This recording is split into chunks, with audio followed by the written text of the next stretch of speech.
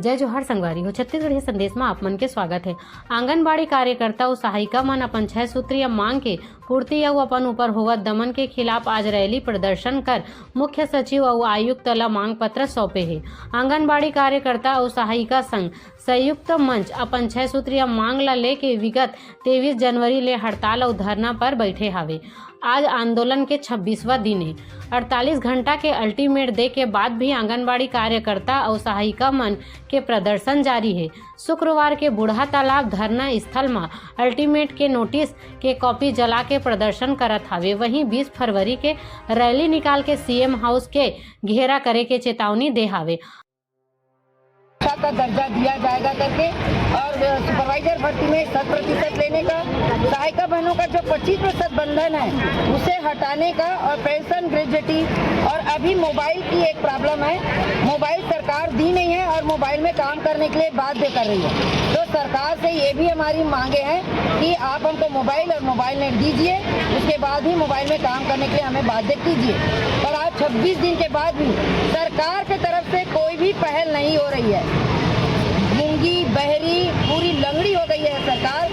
हमको तो ये मतलब बहुत आश्चर्य लग रहा है कि 26 दिन होने के बाद भी, क्योंकि उनकी सारी योजना जो गरीब संस्था इसमें चलाते हैं, जैसे आंगनबाड़ी है एक गरीब इसमें जगह में चलाते हैं कि आज वहाँ के बच्चे को पोषण आहार नहीं मिलना, गर्भवती शिशुवतियों को रेडी ट्यूड नहीं मिलना, उनका टीकाकरण कार्य हमारे नाम से ठप पड़ी है, सारी चीजें ठप पड़ी है सरकार की, तो उनकी योजना का लाभ नहीं मिल पा रहा है। तो कैसी सरकार है कि 26 दिन बाद भी उनको मतलब ये सूद नहीं है कि मेरे यहाँ जो योजना है वो सब इधर जा रही है करके, हमारे बच्चे महिलाएं भूखे मर रहे हैं करके। तो मैं तो कहती हूँ सरकार को कि आप इतना कैसे मतलब बहरे सरकार है।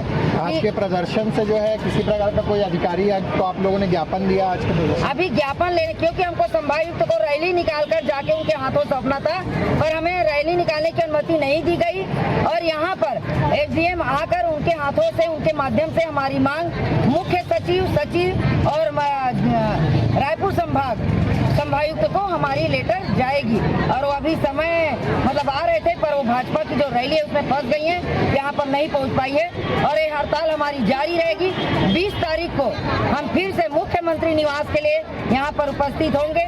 संख्या 100 का ही बोल रहे हैं तो हम 100 ही आएंगे, पर हम उनके घेराव बिल्कुल करने जाएंगे। चाहे हम 5 भी रहेंगे तो 5 में भी हम घेराव करेंगे उनके निवास का, क्योंकि 5 भी हमारे लिए बहुत भारी है। 5 पांडव तो 5 पांडव भी हम वहाँ पर जाकर लड़ेंगे और अपनी जीत हासिल करेंगे और अपनी मांग को पूरा करवाएंगे। आगामी चुनावी वर्ष किस तरह से आप लोगों के द्वारा जो है उम्मीद किया जा रहा है कि सरकार आप लोग की मांगों पर सकारात्मक विचार करेगी?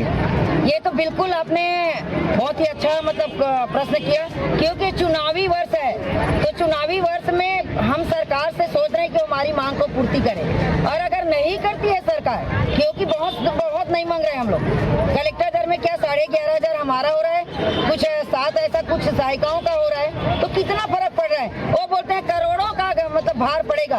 तो मैं सरकार से पूछना चाहती हूँ, अभी वो भेंट मुलाकात करने गांव-गांव जा रहे हैं, तो वहाँ करोड़ों का घोषणा करते हैं, तो वो भार नहीं आ रहा है क्या?